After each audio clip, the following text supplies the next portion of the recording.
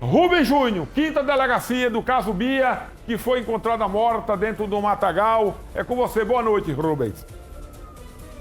De volta, hein? Boa noite para você, Vinícius Henriques. Olá, amigos da TV Arapuã. Nós estamos daqui na DD para conversar com o capitão Jailson.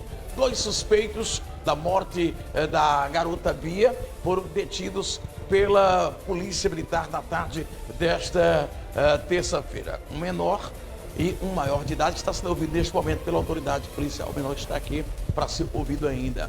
Nós perguntamos se ele queria conversar conosco, ele disse que não tem interesse em falar, mas está aqui tranquilão, aguardando tão somente o momento de ser ouvido pela autoridade policial e dar a sua versão dos fatos. Capitão Jailson, 4ª Companhia Independente, polícia agiu rápido, né? A menina foi morta brutalmente, encontrada aí com as mãos amarradas no saco plástico. Né? O que os suspeitos alegaram? Eles assumiram a prática do crime? Né? Qual a versão deles?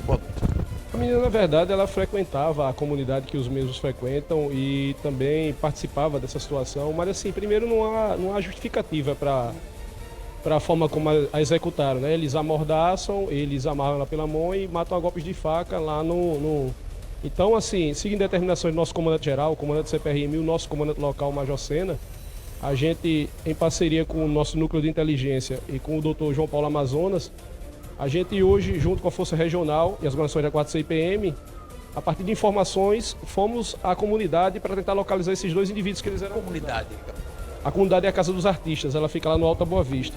E lá a gente conseguiu localizar os dois e o barraco que foi utilizado para a execução da jovem. O local está lá isolado, aguardando a perícia que já foi acionada pelo Dr. João Paulo Amazonas, para que seja materializado todo o contexto. E o fato que eles alegam, que um deles alegam é torpe, motivo torpe, simplesmente alguma divergência dentro desse mundo e eles fazem essa execução sem justificativas dessa jovem. E quer dizer que aparentemente não há uma motivação assim que pudesse despertar a vingança, a raiva, o ódio para a prática de um crime tão brutal contra essa jovem. Há alguma divergência dentro dessas guerras de facções entre eles, né, que eles realizam, mas um motivo claro não. Inclusive o menor tenta negar a autoria. O outro, ele está sendo ouvido e está contando o contexto de forma mais clara para o Dr. João Paulo Amazonas. Daqui a pouco a gente vai ter uma notícia mais significativa a respeito disso. Mas aparentemente só motivo torto, só divergência sem fundamento. Em que situação os dois foram encontrados, os dois suspeitos? Os dois foram encontrados dentro da comunidade. Tentaram ser evadidos das guarnições, foram detidos. A gente localizou o barraco em que um deles estava ocupando e lá no barraco tem as marcas de sangue do local onde foi feito.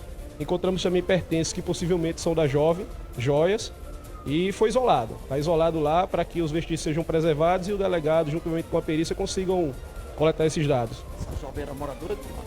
Essa jovem ela morava também no Alta Boa Vista e frequentava a comunidade do Casa dos Artistas por ter participação com usuários, segundo os mesmos.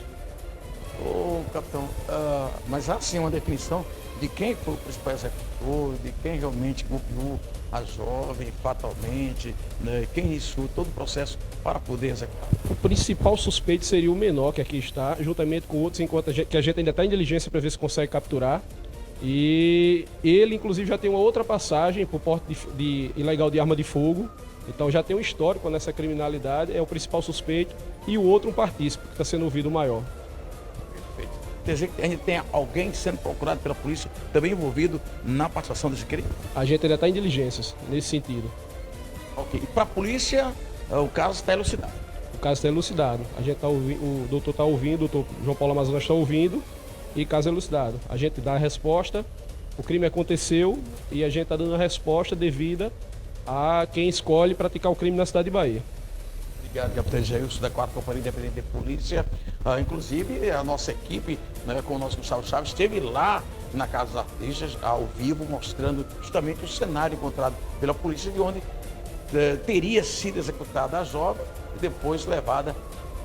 Está mostrando agora, nesse momento, ao vivo, né, aí, onde, ou seja, mostrando um detalhe cheio de comando, de iniciais de uma facção criminosa, ou seja, neste momento você vê as imagens da nossa outra equipe que está lá na Casa dos Artistas, mostrando o local onde supostamente para a polícia teria sido executada a menina, porque tem vestígios de sangue, joias, pertences, que possivelmente seria da jovem assassinada e encontrada morta às margens da BR-230.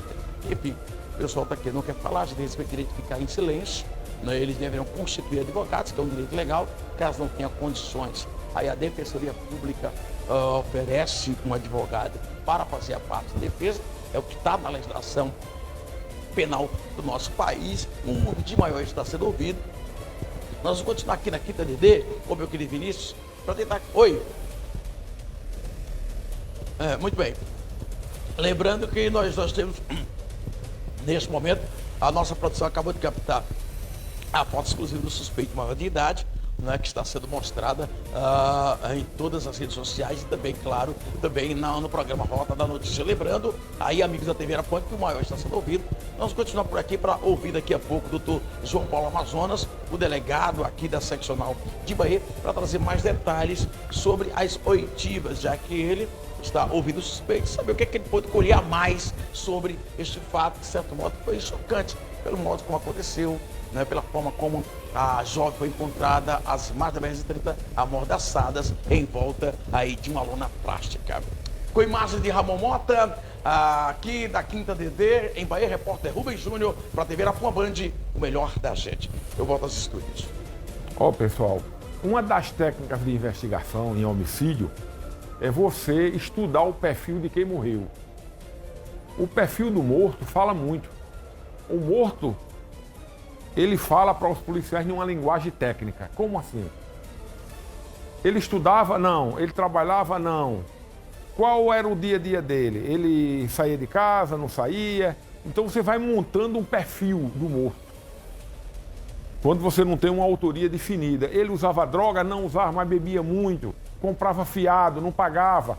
Então isso você vai montando um quebra-cabeça, um esqueleto. E nesse esqueleto chegou aí, ó.